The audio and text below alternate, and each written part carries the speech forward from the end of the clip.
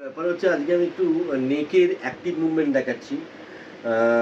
আপনাদের যাতে সুবিধা হয় প্রপারলি এবং পারফেক্টলি যাতে করতে পারেন আপনারা, সেটা হচ্ছে নেকের ফার্স্ট আমি আপার সার্ভাইকাল দেখাচ্ছি। আপার সার্ভাইকাল C1 C2 মানে Atlas Axis.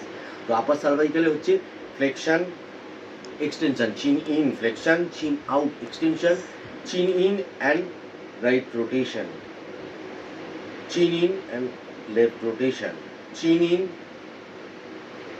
right lateral flexion, chin in left lateral flexion। ঠিক আছে, এটা হচ্ছে upper cervical. Lower cervical flexion extension, lateral flexion right, lateral flexion left, right rotation, left rotation. মানে upper সার্ভাইকালের সঙ্গে lower সার্ভাইকালের পার্থক্যটা কোথায়? যে 50% ব্লকেজ। যদি স্টিফনেস থাকে, মাসেল স্প্যাজম থাকে, তাহলে নর্মালি করতে পারবে না বেশি, তখনই তাকে সার্ভাইকালে বিভিন্ন রকম ডিজিজ ওরিয়েন্টেড এক্সারসাইজগুলো করাতে হবে। ওকে।